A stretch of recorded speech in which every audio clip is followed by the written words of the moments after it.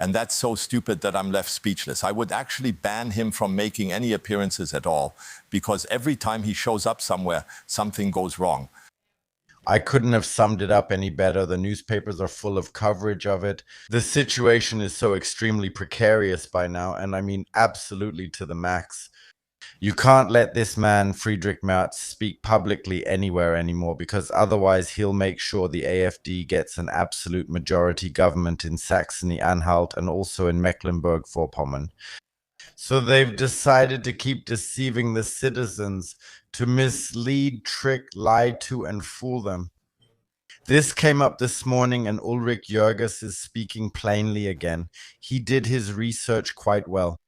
There's not enough money, and the shortfall is so large it could now be his undoing.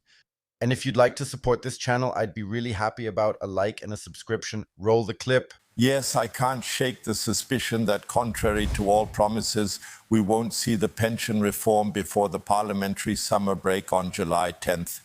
But why not? It was announced with such fanfare. And that's what this video is about, because as I've shown you here, among other things, the care costs for retirees have now become so exponentially high that no one can afford them anymore. A retiree can cost up to 3,500 euros per month if they need help, if they need support. And the long-term care insurance funds are completely empty. We need to push forward this pension reform and at the same time advance a tax reform. And both would immediately destroy the CDU and SPD completely. But listen for yourselves to what Ulrich Jörges has to say about it. I've also done my own research again, and I can say it's actually even more dramatic than he makes it out to be.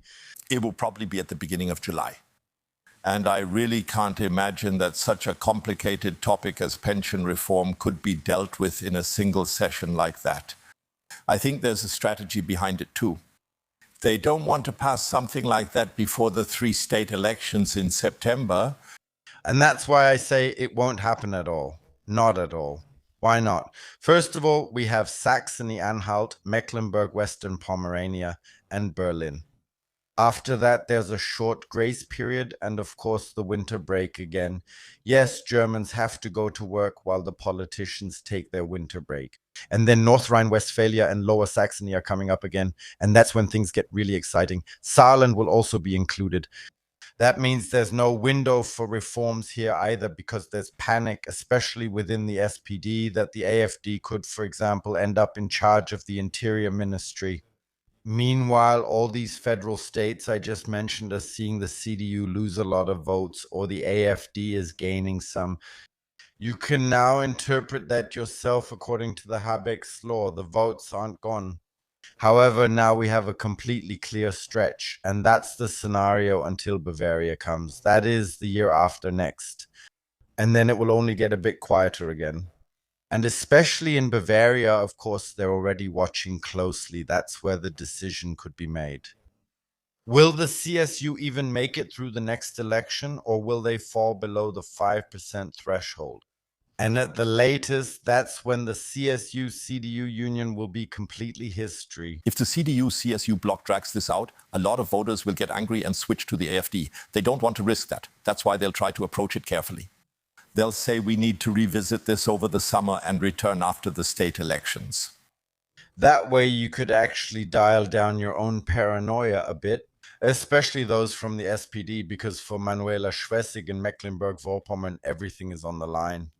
In Saxony-Anhalt, the crisis has already broken out.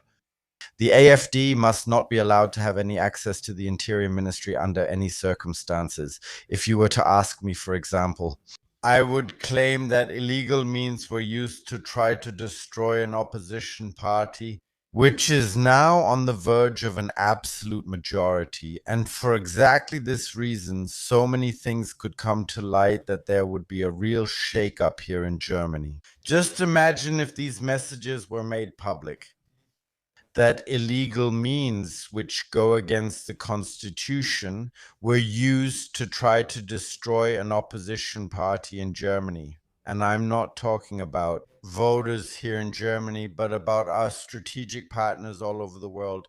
That would, for example, also explain why Friedrich Merz is currently criticizing the USA so harshly. In the foreign media, suddenly the idea that their back is coming up more and more. And specifically the people who were already in power in 1933. But that didn't stop him from going even further and saying at the Catholic Convention that he wouldn't recommend his children go to the US to study or work there. Because there are no universities anywhere as good as those in the US. By the way, Abraham Lincoln once said that you can fool the people for a certain amount of time. You can fool some people all the time, but the number of those who can no longer be fooled grows exponentially. That's roughly what he said. And that's exactly what's happening here in Germany right now, which is why so many people are leaving. And all these narratives that are out there. Yes, we can see that, among other things, in a statement made by Winston Churchill. Democracy is the worst form of government there is. Except for all the others we've already tried. And that's exactly the point where I have to say, right now it's up to Friedrich Merz to mess things up with all the major powers. Because if they find out that elections have been manipulated here in Germany, of course, I don't know that. And at the same time, an opposition party has been destroyed just for its position. That already gives me a stomachache. Then I think we'll have the world powers standing at our door. And not, I would say, in a friendly way. Because they won't let it happen again that Germany, or in this case Europe, can once again subjugate the whole world.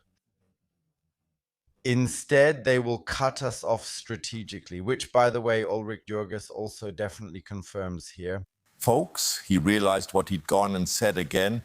He was shocked by it, or others around him were shocked. In any case, he immediately called Donald Trump. He was on his way back from China and tried to contain it. And this message has gone completely uncommented on until now. No one, and I mean really no one, noticed any statement. And by now we know from the US that the reaction to this can usually be devastating. And that we can probably say goodbye to economic growth once again. In the coming days, it will be important that Lars Klingbeil prepares a tax reform. He wants to provide relief for lower and middle income earners by about 20 billion. The only question is, how does he plan to finance it? So it's important here as well, and it's important for everyone to understand there will be no savings on climate ideological projects. Lauterbach made that very clear again yesterday. He is now calling on the WHO to urgently declare a climate emergency worldwide, maybe even with lockdowns or something similar. We don't know that yet. And the SPD is taking a completely different approach. So saving would have to come from some other things. As I already explained to you this morning, the SPD strategically rejects that completely everywhere. They want to tax the rich. And there's a technical mistake by Ulrich Jürgen. The tax on the rich, which is mentioned very often, is definitely not enough for that, because there just aren't that many people who pay such high taxes. If you squeeze them, meaning if you raise their taxes a bit, you might get 1 billion or 2. If you consider the dismantling of the structures, I told you about it in the video about Jens Spahn. And if you were to tax the rich at the same time and put all of that into one big overall package, then we would end up with an astonishing 7.85 billion euros. That could definitely mean relief for the ordinary citizen. They can't get any more out of it. And that bureaucracy will be reduced.